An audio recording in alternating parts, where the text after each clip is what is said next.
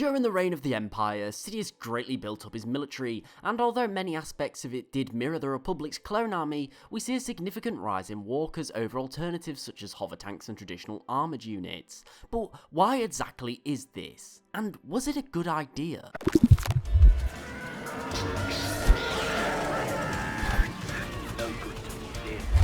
Now, walkers and other vehicles have many different perks and flaws, and for this reason, we need to understand the difference between where they are best suited. Now, the clone army did use a large amount of walkers, such as ATTs and ATPTs. However, they were also equipped with a vast array of other vehicles, such as turbo tanks and TX-130s and many more. Meanwhile, the Empire, although having some hover tanks such as the TX-225, they almost always relied on walkers, AT-ATs and AT-STs. So why exactly is this? Well, firstly, after the first few years of Order 66, the Empire wasn't doing that much fighting per se. I mean, they were still involved in carrying out numerous conquests on far-off worlds that dared to defy Sidious's rule.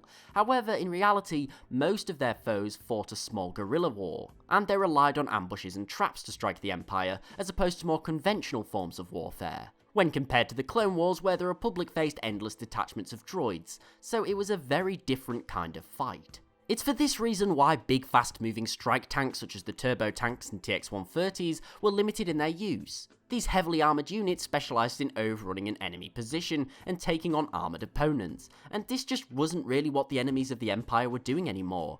They would attack and then they would run and spread out. And most of these groups didn't really have many armoured tanks or vehicles, and it's for this reason the Republic tanks and strategies weren't as useful. So the generals and the weaponsmiths needed to change their vehicles to fit this new kind of war. Now, walkers are great for many things. They offer a high vantage point, they can be heavily armoured, and smaller ones are far more manoeuvrable, being able to turn far faster on the spot, as opposed to say a turbo tank which would struggle to turn around and hit an enemy if it was attacked from the rear. Not only this, but walkers are arguably better in a wider variety of terrain. Large bodies of water made it difficult for turbo tanks and wheeled armoured units to cross, meanwhile walkers are highly above ground. They also can't be easily affected by uneven terrain such as rocks or fallen trees, as they can simply step over them.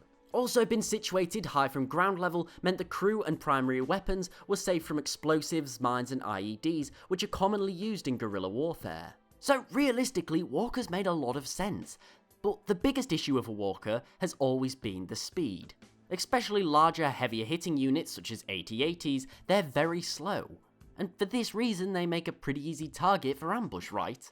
It's for this reason why we always see these armoured units accompanied by infantry and smaller units, as this ensures their survival. The final reason why I believe walkers played such a pivotal role in the Empire's arsenal is due to how the military became ever more present in civilian areas. As the war went underground and the Empire started to use more brute force to control its citizens, the presence of armoured units was built up on worlds such as Coruscant or Jeddah's capital city, for example.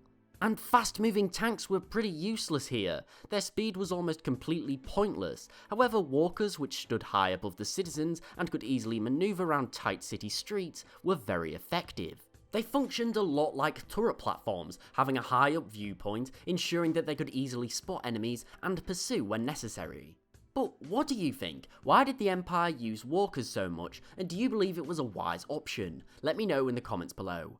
Thanks for watching, please remember to like, share and sub as it's really appreciated and it helps the channel grow. Also don't forget to follow me on Twitter @TheLoreGuy and tick the bell for regular updates. Thanks again for watching, I do hope that you enjoyed, and I'll see you next time.